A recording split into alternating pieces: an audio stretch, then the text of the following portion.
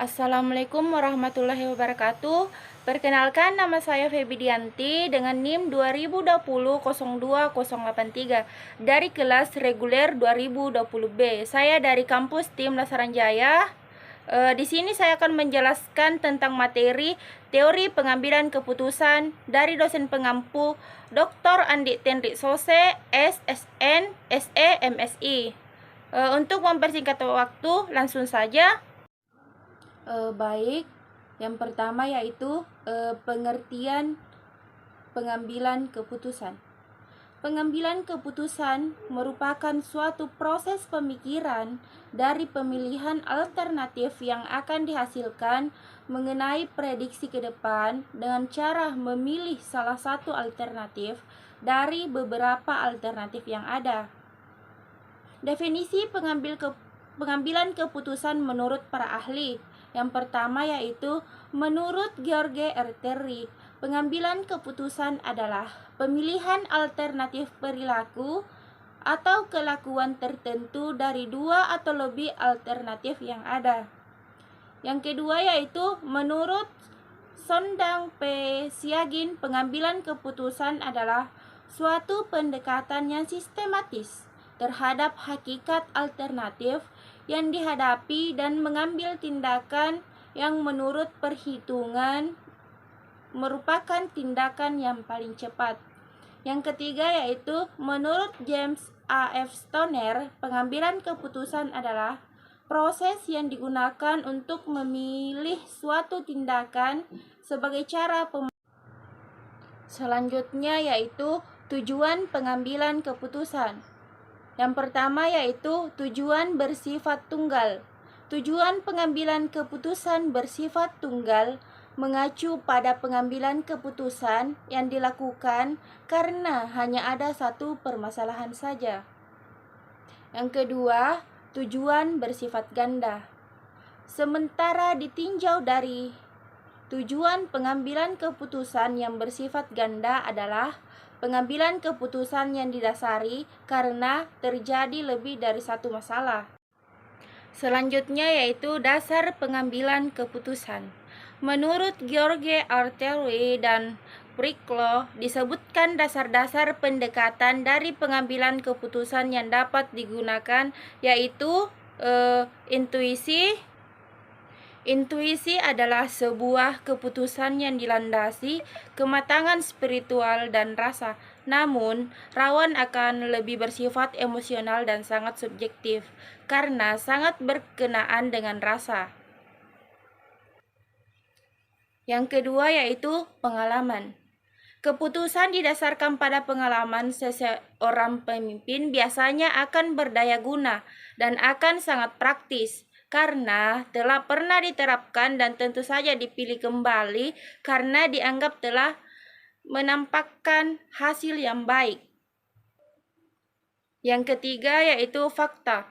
Keputusan yang dilandasi dengan fakta dianggap sebuah keputusan yang sangat baik karena telah dipilih melalui proses panjang dengan memperhatikan informasi, data, fakta yang ada di lapangan dan kondisi sesungguhnya terhadap suatu persoalan sehingga keputusan akan menjadi tepat sasaran. Yang keempat yaitu wewenang. Keputusan yang didasari kewewenangan pada dasarnya sangat otoriter karena hanya diputuskan berdasar kehendak seorang pemimpin organisasi tanpa memperhatikan aspirasi dan aspek yang telah dipertimbangkan. Yang kelima yaitu rasional. Keputusan rasional sebuah sikap yang telah dipertimbangkan dampak keuntungan dan kerugian sebuah sikap. Seorang pemimpin dalam mengambil keputusan sangat menyadari bahwa setiap keputusan yang diambilnya benar-benar dilandasi kemanfaatan yang akan dirasakan oleh organisasi. Selanjutnya, jenis-jenis pengambilan keputusan. Pada umumnya, suatu organisasi memiliki hierarki manajemen. Secara klasik, hierarki ini terdapat 3 tingkatan yaitu yang pertama, keputusan taktis. Keputusan taktis adalah keputusan yang dibuat oleh manajemen menengah. Yang kedua yaitu keputusan operasional.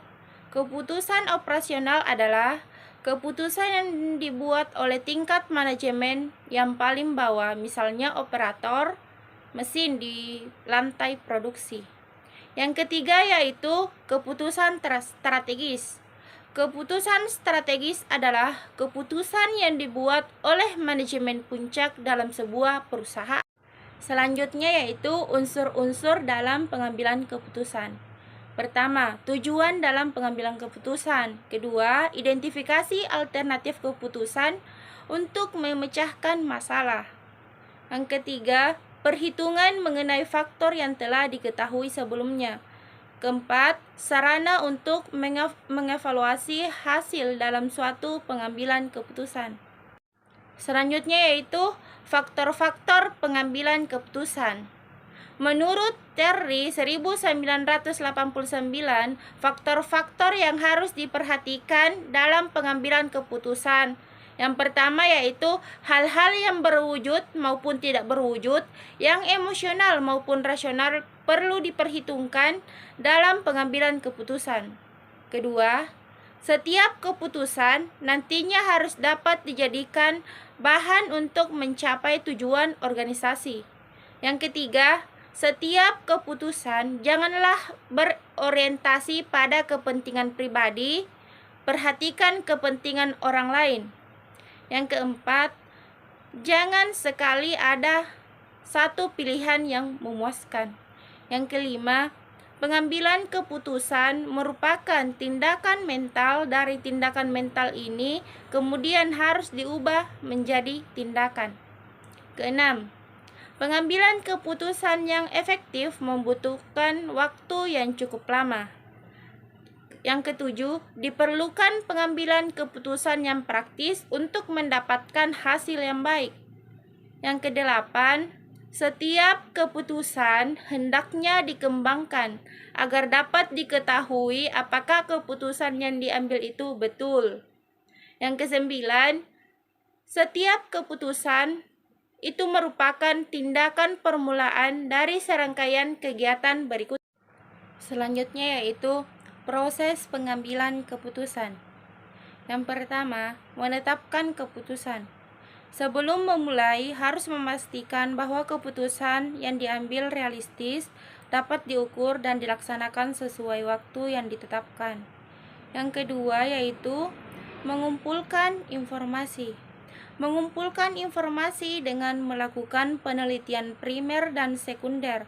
Contohnya, Anda bisa menyebar kuesioner, melakukan wawancara, atau mengumpulkan data-data eksternal yang berhubungan dengan industri Anda untuk mendukung pengambilan keputusan. Yang ketiga yaitu menimbang semua faktor. Luangkan waktu Anda untuk menimbang semua faktor internal maupun eksternal yang mempengaruhi pengambilan keputusan berdasarkan informasi yang dikumpulkan di tahap sebelumnya untuk membantu Anda dalam menjabarkan informasi terkait pengambilan keputusan. Yang keempat yaitu melaksanakan pengambilan keputusan. Anda harus memilih keputusan yang terbaik setelah menimbang faktor eksternal dan internal. Keputusan yang diambil harus sesuai dengan tujuan perusahaan dan membantu menyelesaikan beberapa tantangan yang dihadapi oleh perusahaan tersebut. Yang kelima yaitu evaluasi setiap keputusan. Tinjau semua keputusan untuk memeriksa apakah tujuan sudah tercapai. Pertimbangkan juga terkait hal-hal yang bisa ditingkatkan untuk pengambilan keputusan di masa depan dengan mengumpulkan masukan dari anggota lainnya di perusahaan. Selanjutnya yaitu tujuan terwujudnya perspektif pengambilan keputusan ialah mendukung pembangunan sebuah kondisi yang mampu memaksimumkan harapan. Jika kejadian yang diharapkan belum atau tidak terwujud, maka muncullah masalah atau resiko. Teori pengambilan keputusan mencoba untuk meminimasi resiko yang mungkin muncul, di mana kelak harus dihadapi oleh pemimpin yang merumuskan keputusan. Asumsi disusun untuk penyederhanaan kerumitan dalam teori dan model yang digunakan. Jika pemimpin ingin mempresentasikan hal yang eksplisit dalam definisi permasalahan, maka syarat asumsi harus terpenuhi sebagai tolak ukur dalam mewujudkan pemaksimalan kepuasan dan harapan, sekaligus untuk meminimasi resiko. Baik, adapun kesimpulan dari materi saya yaitu pengambilan keputusan merupakan salah satu fungsi manajemen di mana pihak terkait melakukan pertimbangan dan menjatuhkan pilihan yang meliputi merumuskan masalah, menganalisa masalah, menentukan dan mengembangkan alternatif, mengambil tindakan berdasarkan hasil perhitungan, dan melakukan evaluasi. Pengambilan keputusan sangat dibutuhkan sebagai salah satu pemecahan masalah dalam kegiatan apapun. Hal ini diharapkan dapat membantu kegiatan organisasi ataupun perusahaan dalam mencapai tujuannya. Dengan kata lain, pengambilan keputusan dimaksudkan untuk memecahkan masalah dalam organisasi maupun perusahaan. Keputusan dapat dilakukan secara mendadak. Hal ini biasa dikarenakan keadaan yang tidak memungkinkan untuk merumuskan terlebih dahulu pengambilan keputusan. Mungkin hanya itu yang bisa saya sampaikan.